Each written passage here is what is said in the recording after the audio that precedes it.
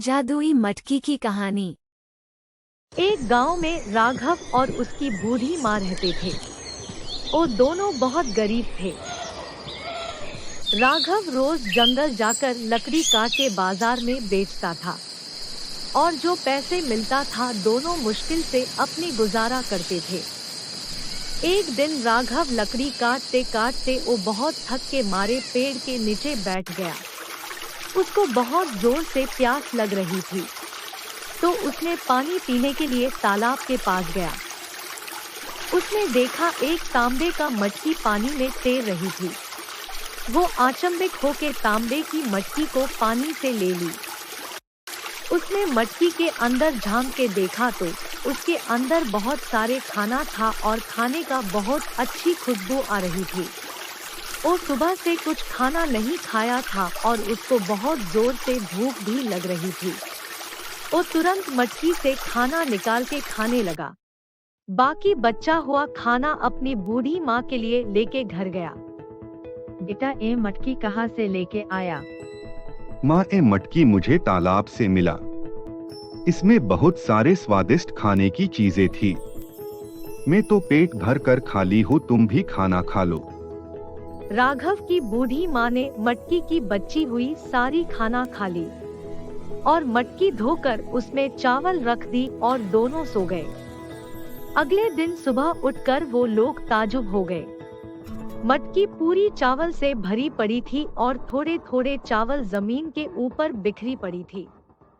उनको कुछ भी समझ में नहीं आ रहा था। इसके बाद वो दोनों उत्साहित होकर मटकी के अंदर एक संतरा का फल डाल दी।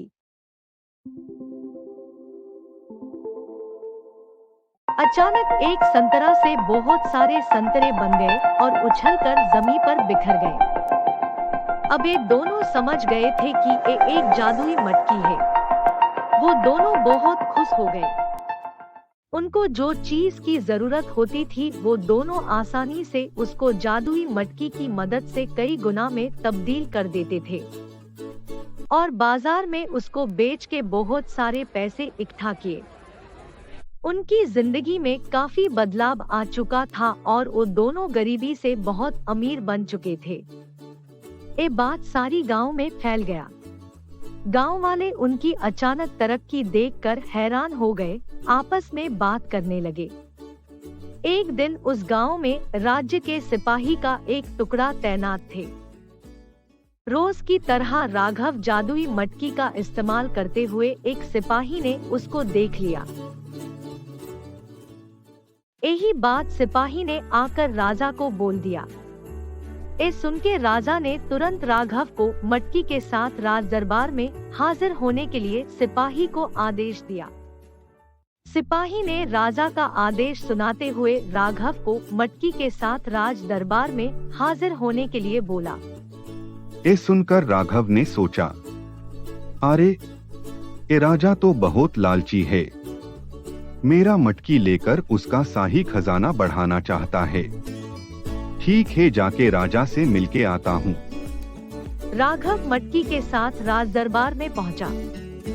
राजा ने जादुई मटकी को परखने के लिए जब उसकी अंदर झांक रहा था, अचानक राजा की पैर फिसल गई और वो मटकी के अंदर चला गया। अचानक मटकी की अंदर से बहुत सारे राजा निकल के बाहर आए और आपस में खुद को असली राजा दावा करते हुए एक दूसरे के साथ लड़ाई शुरू कर दिए और लड़ते लड़ते एक दूसरे की जान ले ली। राज्य संभालने के लिए राजा का कोई वारिस नहीं था। सभी लोग सोच में डूब गए कि राज्य को कौन संभालेगा।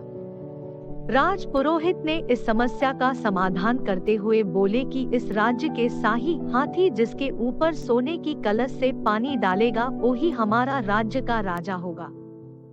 शाही हाथी को सोने की कलसी के साथ बुलाया गया। उसने आकर राघव के ऊपर कलसी से पानी डाल दिया।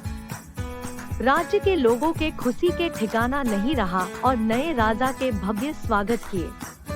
राघव ने जादुई मटकी की मदद से राज्य को समृद्ध किया और खुशी से राज्य शासन करने लगा।